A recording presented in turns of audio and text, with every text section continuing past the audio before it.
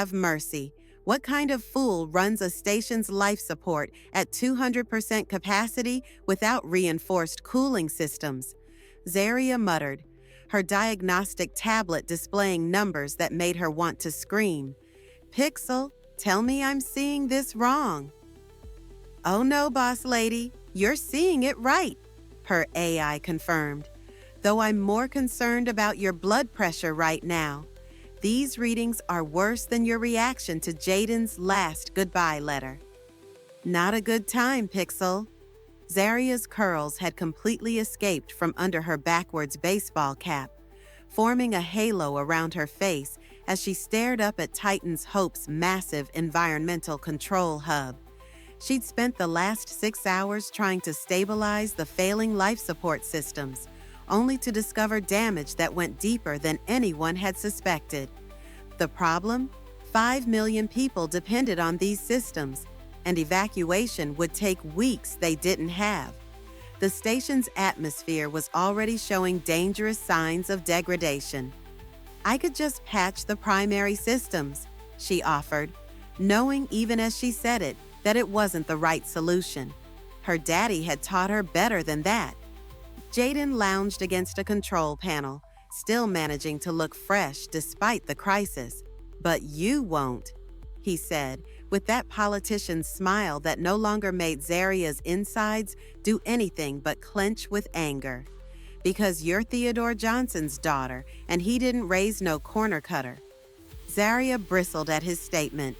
Don't you go using my daddy against me. And how did you trick the people into electing you their governor, anyway? She stated while simultaneously running calculations in her head. Believe it or not, Zaria, I've grown up, turned a new leaf, left my old life behind, Jaden replied. Zaria rolled her eyes. No way did she believe a word that oozed out of his mouth. She'd heard that line far too many times from him. She instead took a moment to brush her hair from over her eyes. This is gonna cost the station extra. Emergency work ain't no joke. Name your price, replied Jaden with a devilish smile. Before Zaria could respond, Captain Raven Blackwood strode into the control room, his plasma pistol conspicuously visible on his hip. Whatever he's offering, I'll double it, he announced, ignoring Jaden completely. There are people on this station that are important to me. Well, Jaden drawled, if it ain't the infamous Captain Blackwood. Still sore about that job on Europa? Now, just sore from the knife you left in my back. If it wasn't for the situation, I would have been split your dome. Raven snarled back, hand drifting toward his weapon. Y'all chill, Zaria snapped, her bionic arm whirring as she clenched her fist. In case y'all haven't noticed, we got 5 million people about to suffocate while you're having your little reunion. He hasn't changed at all, Zaria, Raven said softly. He trying to kick that weak-ass game about being redeemed. Yeah, right. Wrong as usual, Blackwood. No more heists, no more scams for me. These people elected me to protect them, and that's what I intend to do. Jaden paused, taking a moment to glance at Raven, his gaze betraying nothing but disrespect for the pirate captain. I've changed a lot. What I want to know, is it even possible for someone like you to change? Jaden asks with a sly grin. What are you trying to say? Demanded Raven, reaching for his plasma pistol. Once a pirate, always a pirate. Wonder what would happen if I pull up your most recent records. Jaden retorts, reaching behind his back for the vibro knife he always keeps hidden in a specialized sheath. Pixel got in between the two men, keeping them at bay. Y'all stop! The boss is working. Indeed, Zaria's focus was locked in on the environmental systems. Jaden might be many things, liar, thief, heartbreaker supreme, but he seemed genuinely concerned about his citizens, and even if he wasn't, the damage to the environmental systems was legitimate and if not handled right now, potentially lethal.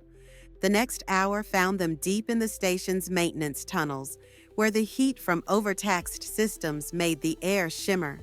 Zaria had insisted on doing the repairs herself, not trusting anyone else with the delicate work required. Her bionic arm interfaced directly with the station's controls, giving her the precision she needed. "Your mama know you're out here playing with fire again?" Jaden asked, wiping sweat from his brow. He'd aged well, the silver threading through his beard only adding to his appeal. "My mama knows I'm handling my business," Zaria shot back, which is more than I can say for some folks who went running when things got hot. Raven watched the exchange with quiet intensity. He fumed as memories of his past dealings with Jaden burned in his brain. Yet somehow knowing Jaden and Zaria had a past made him much angrier. The station's systems groaned around them, pushing against their limits like a marathon runner hitting the wall. Zaria felt it in her bones, in the joint where flesh met metal. Her daddy had installed her first arm after the accident that had nearly ended her engineering career before it began. The memory of his gentle hands making the final adjustments gave her strength. "I got top engineers standing by," Jaden offered. "Best equipment money can buy. Just say the word." "I know my business," Zaria snapped. But the situation was worse than she'd initially thought. The core environmental processors were failing in a cascade. "Pixel, reroute power from the entertainment sectors. We need everything we have." "Already on it, but we're running on prayers and borrowed time here," her AI responded. "Oxygen levels in Section 7 are already critical." The maintenance tunnel seemed to close in around them as Zaria worked, her fingers dancing across control panels and her mind racing through possibilities. The station's massive life support system had made it a marvel of engineering, but its complexity made every repair a potentially lethal challenge. "I remember when we used to pull jobs like this," Jaden said quietly. "Different stakes then." "Different everything then," Raven corrected, his voice cold. The system chose that moment to give out completely, with a screech of tortured metal ringing out. Warning lights flashed across every console like fireworks on New Year's Eve. "Damn it!" Zaria's fingers flew across the controls. "Primary processors have all failed. Pixel, emergency protocols. Reroute everything we got to the backup systems." "Including station security?" "We ain't gonna need security if everybody's dead." The next few minutes were a blur of calculations, prayers, and the kind of creative cursing that would have made a sailor blush. Zaria's world narrowed to the feel of the circuits under her hands, the sound of her daddy's voice in her memory telling her to trust her instincts. The solution, when it came, was elegant in its simplicity. "The hydroponics filters," she breathed. "Pixel, help me sync them with the main life support. We can use the plant's natural oxygen production to supplement the system while I rebuild the primary processors." That could work," Jaden admitted, sounding impressed despite himself. Hours later, as fresh air began flowing through the station again, Zaria became aware of both Raven and Jaden watching her with newfound respect. "Impressive," Raven said softly. "Baby, you ain't seen nothing yet." Zaria began to stretch. Her legs were shaky, but her spirit soaring. This was what she lived for: the challenge, the rush, the satisfaction of beating impossible odds. "You always did know how to save the day, love," Jaden said, his politician's mask slipping to show something more genuine beneath. "Boy, please," she begins, "and don't think I forgot about you running off with my best socket wrench set when you disappeared." "Ancient history, like you said." His smile turned serious. "But this station? It could be your chance to build something bigger than your daddy ever dreamed. How about becoming our chief engineer?" The words hit her like a physical blow. How dare he invoke her father's dreams? But then she began to think to herself, was this why Jaden called her? Could this have been a test? It sounded like something the bum would do. She turned to Jaden to ask him these questions, but before she could, Raven stepped forward. Or you could come work for someone who won't stab you in the back first chance they get, he offered, throwing Jaden a pointed look. Zaria stopped, looked at both men, and thought for a moment.